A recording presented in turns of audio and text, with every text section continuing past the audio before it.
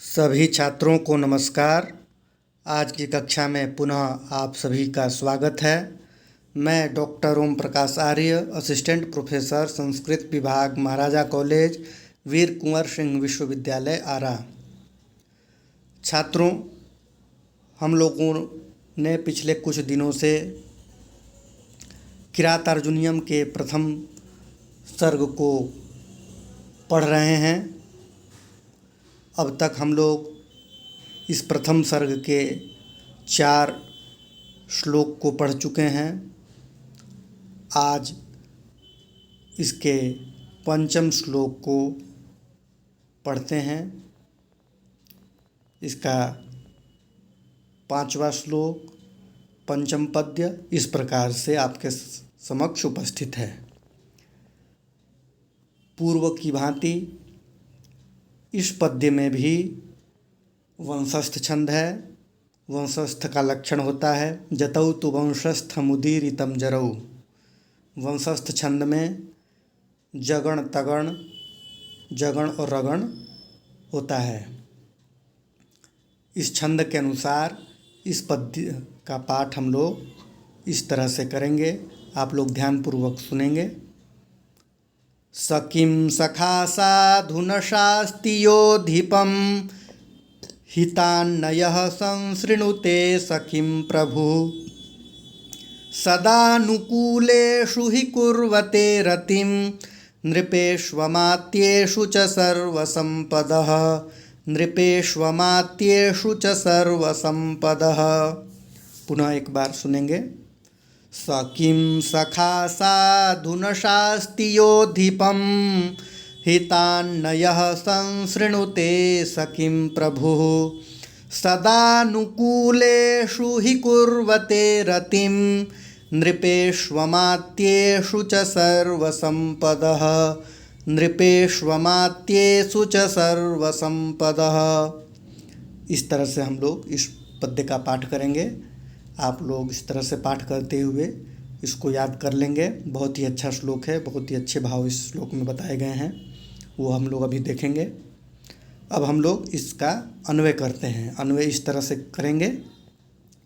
यह अधिपम साधु न शास्ति सह किम सखा। यह हितात न संसृणुते स किम प्रभु। नृपेषु अमात्येषु च अनुकूलेषु सत्सु सर्वसम्पदः सदा रतिं कुर्वते। इस तरह से अन्वय करने के पश्चात अन्वय के अनुसार इस पद्यांश का अर्थ इस तरह से हम लोग करेंगे। यह अधिपम साधु न शास्ति। यह पद यत् सर्वनाम का प्रथमा विभक्ति एक वचन में बनता है। अर्थ होता है जो। यह जो अधिपम, यह पद द्वितीय विभक्ति में है। अधिपम राजा को, स्वामी को। जो स्वामी को साधु न शास्ति। साधु का अर्थ होता है उचित, हितकारी। जो स्वामी को या राजा को उचित हितकारी उपदेश नहीं देता। सह किम सखा, वह कुत्सित सखा होता है, कुत्सित मित्र होता है, निकृष्ट मित्र होता है। आगे कहते हैं कवि, यह हितात न संसृणुते स किम प्रभु।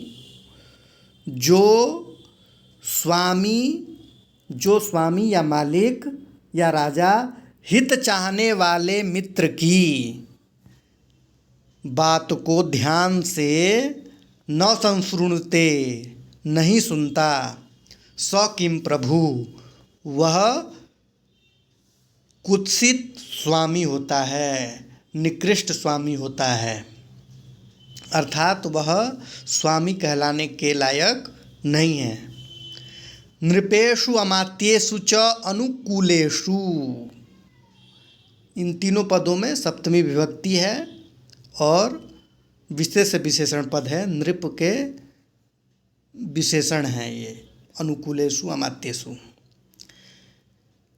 नृपेषु अमात्येषु च अनुकूलेषु, राजाओं, क्योंकि राजाओं और मंत्रियों के अनुकूल रहने पर सर्वसंपदः, सभी संपत्तियाँ, सदा रतिम कुर्वते, सदा अव्यय सदा सदैव रतिम कुर्वते, अनुराग करती हैं, अर्थात सदैव अक्षुण्ण बनी रहती हैं, कभी नष्ट नहीं होती हैं।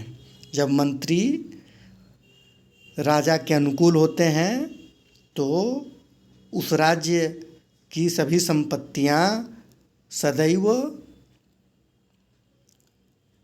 राजा से अनुराग करने वाली होती हैं, वो संपत्तियां बनी रहती हैं, नष्ट नहीं होती हैं। इसका भावार्थ हम लोग अब इस प्रकार से करेंगे। इसमें योग्य मंत्री तथा राजा के स्वभाव का निर्देश करके मंत्रियों एवं राजाओं के पारस्परिक सामंजस्य को राज्य की सतत समृद्धि का कारण बताया गया है। भावार्थ के पश्चात इस पद्यांश के अंतर्गत आए हुए पदों के प्रकृति, प्रत्यय और समास आदि विग्रह को समझते हैं। सर्वप्रथम हम पद लेते हैं स किम सखा। इन 3 पदों को एक साथ ले रहे हैं। स किम सखा, सह किम सखा। वह, स का अर्थ होता है वह, किम का अर्थ है यहाँ कुत्सित, सखा मित्र, वह कुत्सित मित्र है, निकृष्ट मित्र है। कुत्सितः सखा किम सखा, इस तरह से इसका समास विग्रह होगा, कर्मधारय समास। राजाः सखीभ्यश्टच सूत्र से यहाँ पर टच प्रत्यय नहीं होता। किमः क्षेपे, इस सूत्र से निषेध हो जाने के कारण, क्योंकि यहाँ पर किम पद क्षेप अर्थात निंदा अर्थ में विद्यमान है, इसलिए इस सूत्र से समासांत टच प्रत्यय नहीं होता, उसका निषेध हो जाता है।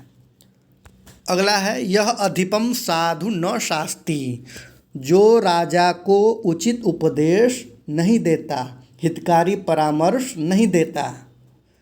अधिपम, इसका विग्रह होगा अधिपाति इति अधिपः, तम अधिपम। अधि उपसर्ग पूर्वक पा धातु से क प्रत्यय कर्तार्थ में करके यह पद निष्पन्न होता है। साधु का अर्थ होता है उचित, हितकारी। शास्ति पद शास धातु से लट लकार प्रथम पुरुष एक वचन में बनता है, इसका अर्थ होता है उपदेश देना। शास का अर्थ होता है उपदेश देना। अगला है यह हितात न संशृणुते, अर्थात जो हितकारी मित्र से नहीं सुनता, हितकारी मित्र के उपदेश पर ध्यान नहीं देता। हितात पद धा धातु से कत प्रत्यय भाव में करते हैं तो हितम पद बनता है, और पंचमी विभक्ति में हितात। हितम अस्ति अस्य इति हितः, तस्मात् हितात, हित से अच प्रत्यय करके पंचमी विभक्ति में हितात। आख्यातोपयोगी सूत्र से यहाँ पर नियम पूर्वक सुनने के अर्थ में पंचमी विभक्ति हितात पद में होती है। संशृणुते अगला पद है, संशृणुते। यह हितात न संशृणुते, संशृणुते पद सम उपसर्ग पूर्वक श्रु धातु से लट लकार और अकर्मक और सम पूर्वक होने से यहाँ पर आत्मनेपद होता है। किम प्रभु कुत्सितः प्रभु, किम प्रभु अर्थ होता है कुत्सित, किम प्रभु का कुत्सित स्वामी, समास हुआ कर्मधारय।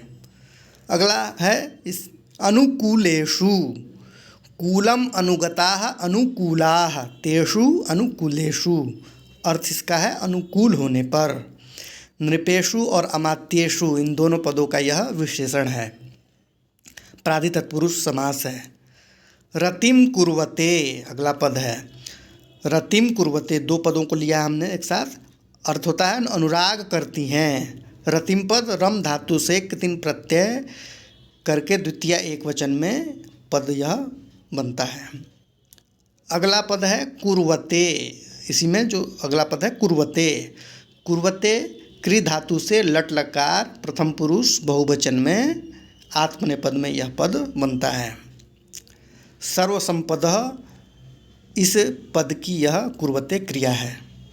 नृपेषु अमात्येषु च, राजाओं और मंत्रियों के अनुकूल होने पर, यहाँ पर यस्य च भावेन भावलक्षणम, इस सूत्र से सप्तमी विभक्ति होती है। अमात्य पद, अमा उपद में रहते त्य प्रत्यय होता है। अमेहक, अमेह क्वत सित्रेभ्य एव, इस वार्तिक से त्य प्रत्यय करके अमात्य पद बनता है जी। इसी तरह से ये इहत्य, ततस्त्य, तत्रत्य आदि भी पद बनते हैं, उसी तरह से यह अमात्य पद बनता है। अगला है सर्वसंपदः, इसका अर्थ होता है सभी संपत्तियाँ। समास विग्रह होगा सर्वाः संपदः सर्वसंपदः, कर्मधारय समास। संपतः पद सम उपसर्ग पूर्वक पद धातु से क्वि प्रत्यय करके यह पद निष्पन्न होता है। इस पद्य में अर्थांतर न्यास अलंकार है। अर्थांतर न्यास अलंकार कहते हैं उक्ति ही अर्थांतरन न्यासः स्यात् सामान्य विशेषयोः। इस पद्यांश में किम सखा पद आया है और किम प्रभु पद आया है। इन दोनों पदों को में जो आया हुआ किम पद है, इसको अलग करके हम स किम सखा स किम प्रभु, ऐसा अलग अलग किम को करके हम यह अर्थ भी कर सकते हैं कि क्या वह सखा नहीं है, या क्या वह स्वामी नहीं है, प्रभु नहीं है। ऐसा अर्थ भी हम इन पदों का कर सकते हैं। इस तरह से हम लोगों ने इस पंचम पद्य को पढ़ा। आप लोगों ने ध्यानपूर्वक सुना, समझा, इसके लिए आप सभी को धन्यवाद देता हूँ। आप सभी इस श्लोक को याद कर लेंगे। बहुत ही अच्छा श्लोक है, भाव भी बहुत इसके अच्छे हैं। पुनः आप सभी का धन्यवाद करते हुए आज का पाठ यहीं समाप्त करते हैं। अगली कक्षा में अगले पद्य के साथ आपके समक्ष उपस्थित होऊंगा। तब तक के लिए सभी का धन्यवाद।